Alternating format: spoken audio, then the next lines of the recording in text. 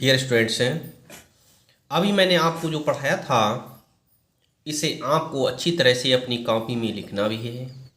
मैं आपको बता रहा हूँ कि किस तरह से आप इसे अपनी कॉपी में लिखेंगे। सबसे पहले आप खंड खा व्यवहारिक व्याकरण हेडिंग डालेंगे। इसके बाद आप लिखेंगे पाठ 1 रचना के आधार पर वाक्य के भेद। इसे लिखने के बाद आप सबसे पहले हेडिंग डालेंगे वाक्य। इसमें आप लिखेंगे कि व्याकरणिक नियमों के अनुरूप शब्दों की व्यवस्थित एवं सार्थक समूह वाक्य कहलाता है।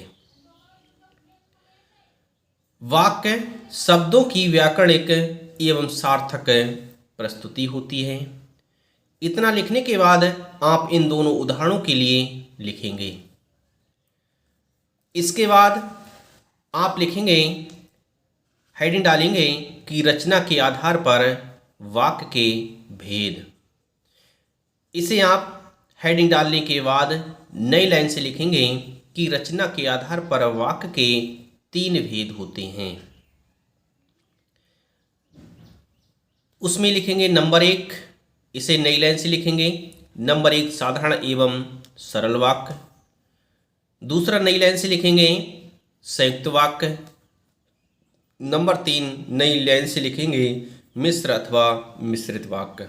इस तरह से आप रचना के आधार पर वाक्यों के तीनों भेदों के लिए अच्छी तरह से लिख लेंगे। इसके बाद में आप लिखेंगे कि साधारण वाक्य। हेडिंग डालेंगे आप साधारण या सरल वाक्य। इसे हेडिंग डालने के बाद आप नई लाइन से लिखेंगे इन वाक्यों में अर्थात सरल वाक्यों में इनके स्थान पर आप इस तरह से लिख लें कि सरल वाक्यों में एक उद्देश्य और एक ही विधेय होता है।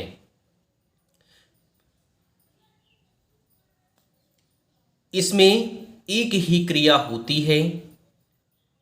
इसमें उपवाक्यों का अभाव होता है। इस तरह से आप लिखने के बाद ये आपके उदाहरण दिए गए हैं, इन उदाहरणों को आप अपनी कॉपी में लिखेंगे। इसके बाद में हेडिंग डालेंगे, एक लाइन छोड़ करके आपको हेडिंग डालनी है। हेडिंग डालेंगे संयुक्त वाक्य। संयुक्त वाक्य के विषय में लिखेंगे इन वाक्यों में 2 या 2 से अधिक स्वतंत्र वाक्य योजक शब्दों के द्वारा जुड़े हुए होते हैं। जैसे योजक शब्दों के लिए आप लिखेंगे काली हेडिंग से किंतु, परंतु, यथा, इसलिए, या, अथवा, अन्यथा, अतः इत्यादि। इस तरह से इन्हें आप अच्छी तरह से लिखने के बाद आप नई लाइन से लिखेंगे इन योजक शब्द को समुच्चयबोधक भी कहा जाता है। इसे लिखने के बाद आप लिखेंगे इन वाक्यों में कभी कभी अव्यय का लोप भी हो जाता है। इतना अच्छी तरह से लिखने के बाद आप इनके उदाहरण दिए गए हैं, इन उदाहरणों को अच्छी तरह से लिख लेंगे। इसके बाद आप हेडिंग डालेंगे मिश्र वाक्य। मिश्र वाक्य में आप लिखेंगे इन वाक्यों में एक से अधिक उपवाक्य होते हैं।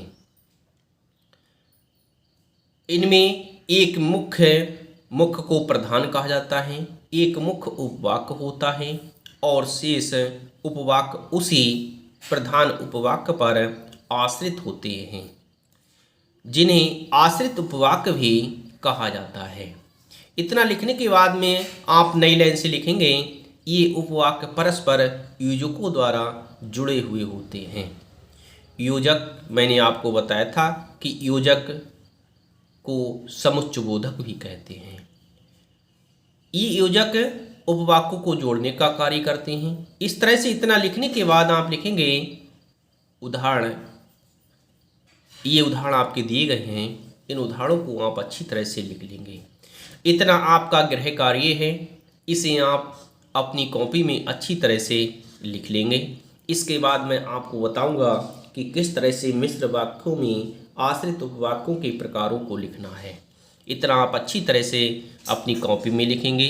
लेख का विशेष ध्यान रखेंगे, लेख आपका अच्छा होना चाहिए, इसलिए आप जल्दबाजी लिखने में ना करें, अच्छी तरह से लिखें।